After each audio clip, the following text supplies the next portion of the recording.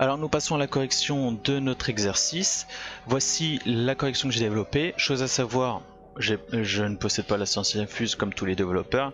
Il y a plusieurs résolutions d'un même exercice et vous n'avez pas totalement écrit comme ça, même si je vous les ai en réalité pas laissé beaucoup de choix. J'ai commencé par rendre possible le nombre aléatoire avec la méthode que je vous ai appris tout à l'heure.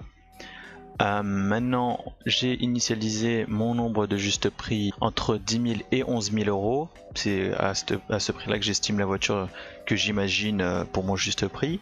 La valeur du joueur est initialisée à 0. C'est juste une question de préférence. Je vous conseille d'initialiser vos valeurs pour éviter les problèmes. Si vous voyez qu'une valeur apparaît inutilement, vous vous demandez pourquoi. Vous vous retrouverez plus facilement en initialisant vos valeurs parce que ça les initialise n'importe comment sinon. Le nombre de tentatives, je l'ai initialisé à 1 parce que je considère que jouer au jeu, il y a déjà une première tentative. Pour que le jeu ne s'arrête pas tant que mon joueur n'a pas trouvé le juste prix, j'ai mis un while parce que je ne sais pas combien de tentatives ça va lui prendre.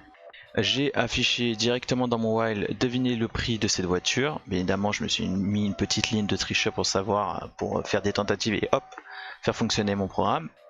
Et ici le petit CIN pour que le joueur joue et écrit sur la console.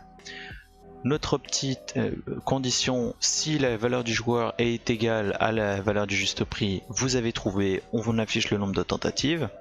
Sinon, vous avez perdu, on augmente le nombre de tentatives et on recommence. On va jouer à notre petit jeu.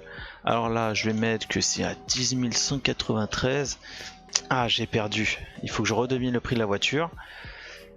Ah, je pense qu'elle est à 10 194 et on voit que j'ai trouvé et mon nombre de tentatives est à 2. Je vais réessayer le code en trouvant directement. Et elle est à 1.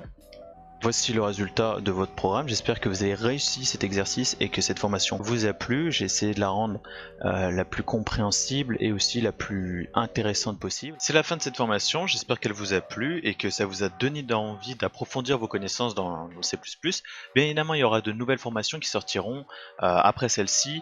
Donc si vous avez fait cette formation à la sortie de la formation, attendez encore 1 à 2 semaines pour que la nouvelle formation voit le jour. Je mettrai en lien une newsletter pour que vous vous y inscrivez. Dans le cas où ma formation sortirait, je vous enverrai la formation, le lien de la formation sur Udemy et bien évidemment un code de réduction. Je vous remercie d'avoir suivi cette formation. N'hésitez pas à y laisser votre avis pour m'améliorer et j'espère que tout simplement ça vous donnera envie d'approfondir vos connaissances par vous-même notamment. Recheckez tous les liens qui sont disponibles dans cette formation. Je vous dis au revoir, c'était Ika.